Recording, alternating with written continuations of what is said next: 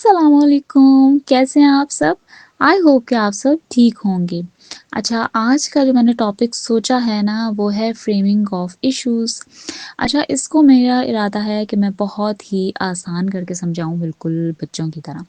ठीक है, अब मैं किस तरीके से इसको समझाऊँगी, पहले तो मैं आपको ये बता दूँ कि फ्रेमिंग ऑफ इश्यूज़ है क्या? अच्छा, मैंने आपको बिल्कुल स्टार्ट में ही बताया था कि मैंने ये बताना होता है कि टाइटल का जो है, तो हमें मतलब पहले समझना होता है।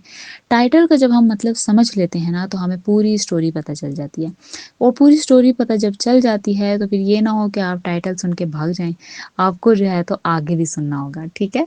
तो पहले मैं आपको बताती हूँ कि फ्रेमिंग ऑफ इश्यूज़ का मतलब क्या है? तो फ्रेमिंग ऑफ इश्यूज़ का मतलब ये है कि वो एग्ज़ैक्ट क्वेश्चंस लिख लेना, वो एग्ज़ैक्ट क्वेश्चंस कोर्ट बता देती है कि जिस पर पार्टीज़ डिसएग्री कर रही होती हैं, ठीक है?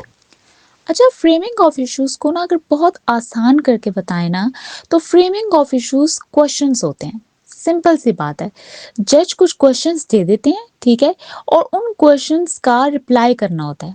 बहुत आसान करके अगर समझाया जाए और उनका रिप्लाई किस तरीके से करेंगे? उनका रिप्लाई एविडेंस के ज़रिए, डॉक्यूमेंट्स के ज़रिए, इस तरीके से विटनेसेस जो होते हैं, उनके ज़रिए से उनका रिप्लाई करना होता है। अब यहाँ पर एक आसान करके अगर मैं समझाऊँ, मिसाल के तौर पर एक एग्ज़ामिनर है, ठीक है? उसके पास 2 सेक्शंस हैं, एक है सेक्शन ए और एक है सेक्शन बी। अब उनके लिए वो क्वेश्चन पेपर बना रहा है, ठीक है? अब उसने 7 क्वेश्चन तकरीबन बनाए होंगे, लेकिन अब वो चाहता है कि कुछ क्वेश्चंस का सेक्शन ए रिप्लाई करे और कुछ क्वेश्चंस का सेक्शन बी रिप्लाई करे। तो जिन क्वेश्चंस का सेक्शन ए ने करना है, उनके आगे वो ओपीपी लिख देता है और जिनका सेक्शन बी ने करना है, उनके आगे वो ओपीटी लिख देता है, ठीक है? मैंने एक ऐसी ही स्टोरी समझाई है आपको, ताकि आपको इसके बारे में थोड़ा-सा समझ आ जाए, बहुत आसान करके, ताकि एक लेमैन भी है तो उसको समझ आ जाए कि फ्रेमिंग ऑफ इश्यूज़ होता क्या है। अब अगर हम इसको अपने कोड के मुताबिक समझें, तो मैं आपको इसके बारे में बताऊँगी। जो केस का स्टार्ट होता है ना, वो प्लेंट से होता है ना ऐसा? तो जब प्लेंट आती है, उसके बाद रिटन स्टेटमेंट आती है, तो उसके बाद जज का काम आ जाता है। यानी अब जो है तो वकीलों ने प्लेंट लिख ली, रिटन स्टेटमेंट लिख ली अपनी पार्टीज़ की तरफ से। अब जज साहिब का काम है कि वो इश्यू फ्रेम करें, ऐसा है ना?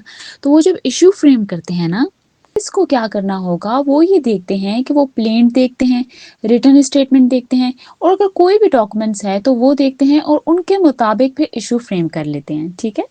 अच्छा, अब यहाँ पे एक और बात हम बता देते हैं कि अगर इश्यू ऑफ लॉ डिसाइड करने से मामला क्लियर हो सकता है, तो फिर हमें नहीं ज़रूरत कि हम इश्यू ऑफ फैक्ट को डिस्कस करें, है ना? ऐसा ही है ना?